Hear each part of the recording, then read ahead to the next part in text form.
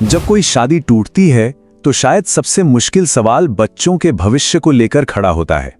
आज हम भारत में चाइल्ड कस्टडी से जुड़े एक बहुत ही संवेदनशील लेकिन जरूरी सवाल को समझने की कोशिश करेंगे। तो सवाल सीधा सा है, अगर पति पत्नी का तलाक हो जाए और उनका बच्चा 5 साल से कम उम्र का हो तो उसकी कस्टडी आखिर किसे मिलेगी? ये एक ऐसा सवाल है जिसका जवाब कई परिवारों का भविष्य तय कर सकता है। तो चलिए देखते हैं कि हमारा कानून इस पर क्या कहता है। तो सबसे पहले ये समझते हैं कि कानून का इस पर पहला रुख क्या होता है।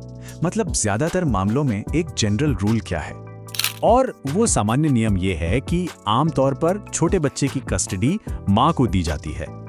ये एक तरह से कानून की पहली धारणा होती है, एक स्टार्टिंग पॉइंट। और हाँ, ये नियम खास तौर पर 5 साल से कम उम्र के बच्चों के लिए है।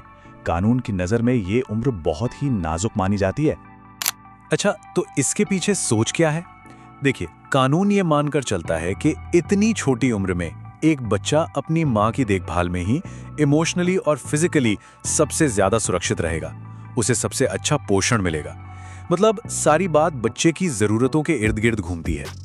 अब ये सिर्फ कोई सामाजिक मान्यता नहीं है, इसका एक ठोस कानूनी आधार भी है। तो सवाल उठता है कि कौन से कानून इस नियम को सपोर्ट करते हैं। इसमें देखिए, 2 मुख्य कानून हैं। एक है Hindu minority and guardianship act 1956 और दूसरा है गार्डियंस एंड वार्ड्स एक्ट 1890। यही वो कानून हैं जो इस जनरल रूल को कानूनी ताकत देते हैं। लेकिन कहानी यहीं खत्म नहीं होती। और अब आता है इस पूरे मामले का सबसे दिलचस्प पहलू। ये जो सामान्य नियम है ना, ये कोई पत्थर की लकीर नहीं है। इसका एक बहुत जरूरी एक्सेप्शन यानी अपवाद भी है। जी हाँ, ये कोई एब्सोल्यूट रूल नहीं है जो हर हाल में लागू होगा ही होगा। कोर्ट हर केस को उसकी अपनी खास परिस्थितियों के हिसाब से ही देखती और परखती है। तो यहाँ एक बड़ा दिलचस्प मोड़ आता है। एक तरफ तो जनरल रूल कहता है कि कस्टडी मां को मिलेगी, लेकिन दूसरी तरफ कुछ खास एक्सेप्शनल हालात में फैसला पिता या किसी और गार्डियन के पक्ष में भी जा सकता है। तो फिर सवाल ये उठता है कि वो कौन से हालात हैं। कोर्ट मां को कस्टडी देने से इनकार कर सकती है अगर ये साबित हो जाए कि मां बच्चे की देखभाल करने के लिए योग्य नहीं है। जैसे कि मान लीजिए वो मानसिक या शारीरिक तौर पर देखभाल करने में सक्षम नहीं है, या फिर मां के साथ रहने से बच्चे की सुरक्षा को ही कोई खतरा हो।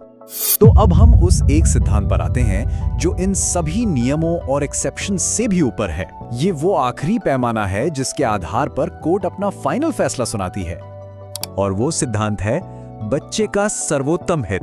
अंग्रेजी में इसे कहते हैं वेलफेयर ऑफ द चाइल्ड। इसका सीधा सा मतलब है कि अदालत का हर फैसला सिर्फ और सिर्फ इस बात पर टिका होता है कि बच्चे के लिए सबसे अच्छा क्या है।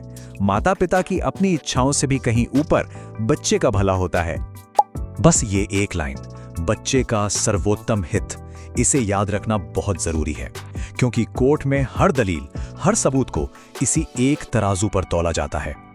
तो सबसे बड़ी बात जो निकल कर आती है वो ये है कि भले ही जनरल रूल मां के पक्ष में हो, लेकिन कोर्ट का जो आखिरी फैसला होगा वो हमेशा बच्चे का सर्वोत्तम हित वाले सिद्धांत पर ही टिका होगा। यही कानून का असली निचोड़ है। और यहीं पर आकर एक बहुत बड़ा और गहरा सवाल खड़ा हो जाता है कि अदालतें ये तय कैसे करती हैं कि किसी बच्चे के लिए सबसे अच्छा आखिर है क्या। ये एक ऐसा सवाल है जो हमें बताता है कि ये मामले असल में कितने पेचीदा हो सकते हैं और क्यों हर केस अपने आप में बिल्कुल अलग होता है।